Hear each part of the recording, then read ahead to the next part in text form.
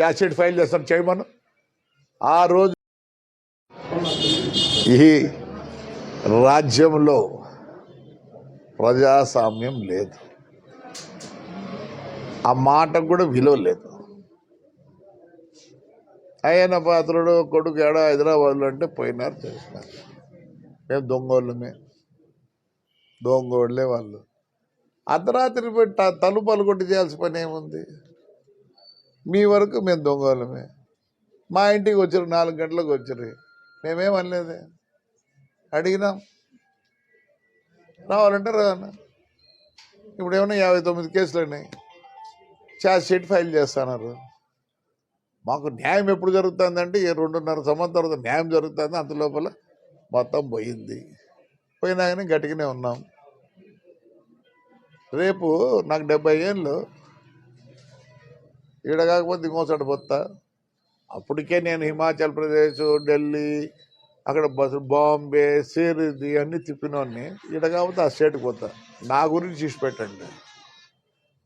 నేను నిజంగా మీ గురించి బాధపడుతున్నా. దయచేసి మీ ఆల్ యంగ్, నా మనవాళ్ళు, నా మా కొడుకులు కూడా ఆలోచనలు. మనవాళ్ళు అంటే మీ పిల్లలు, మీరు కూడా మనవాళ్ళే రా. ఇంకా మీకు అంత వయసు రాలే, 28, 30లో ఉన్నారు పాపం మీరు.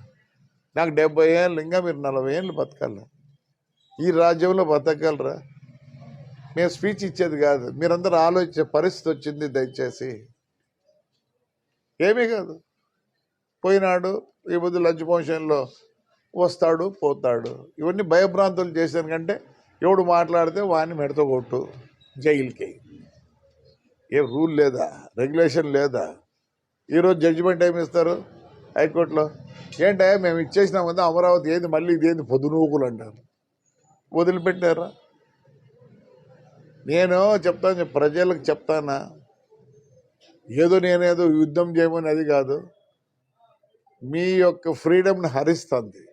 ఇప్పుడు అయిన పాత్రుడు ఏమవుతాడు? పోయినాడు లోపలికి, ఏమవుతుంది? వస్తాడు. నేను పోలే 120 రోజులు. ఇప్పుడు ఛార్జ్షీట్ ఫైల్ చేస్తారు 59, తెచ్చి చూపి 59 కేసులు ఛార్జ్షీట్ ఫైల్ చేస్తారు. నేనేం భయపడలేదే.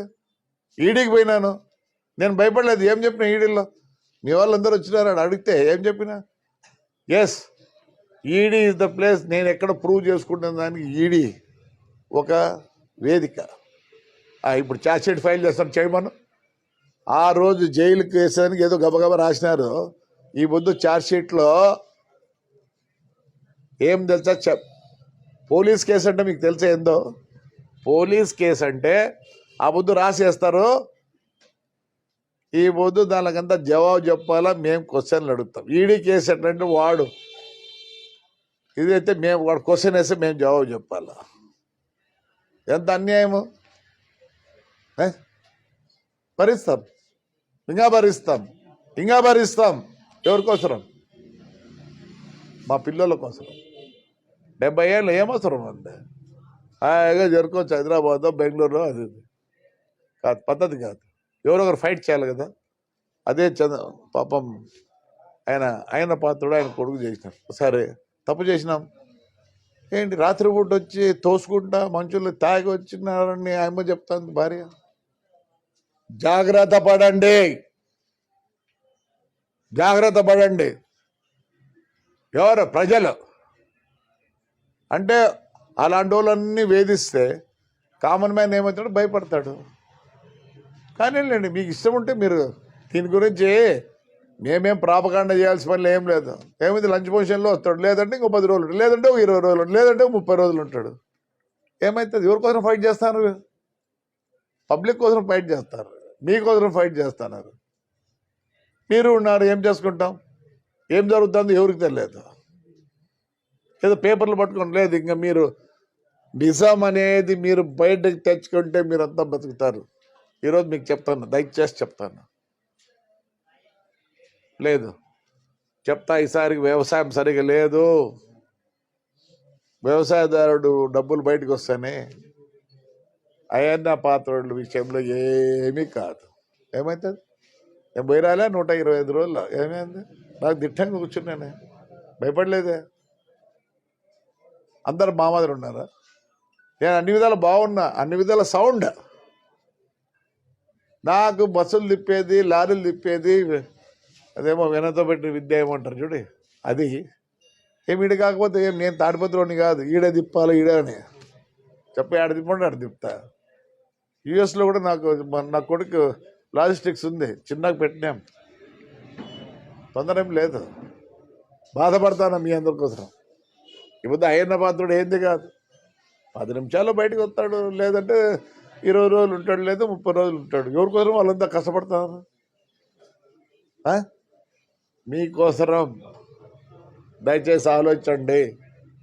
అంటే రేపు మీ ఇంట్లో మీ లోగో కూడా ఇది లేదు. నిన్నేం చేస్తాడో ఒకడు మున్సిపాలిటీ షాపుకి స్టిక్కర్ వేస్తాడా, స్టిక్కర్ వేసి నంబర్లు వేస్తాడా, చూపియాలనా?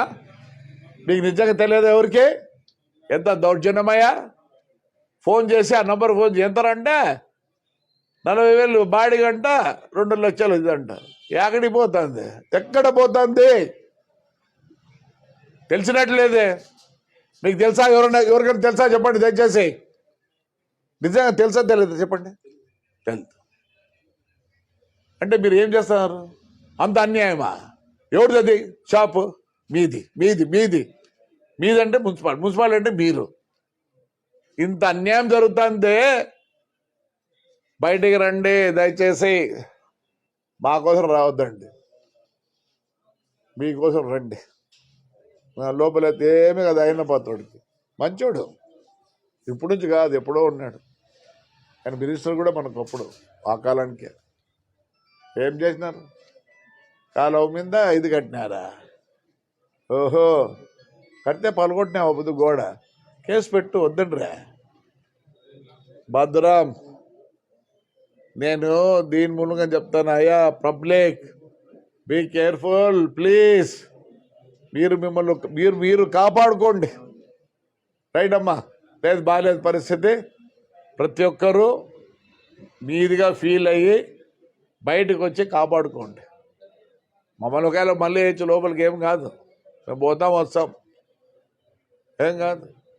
ఏదో దేవుడు ఇచ్చినాడు, బాగానే తెలివి ఇచ్చినాడు, ప్రపంచం చూసినాం, తొందర ఏం లేదు. I'm worried about you all please.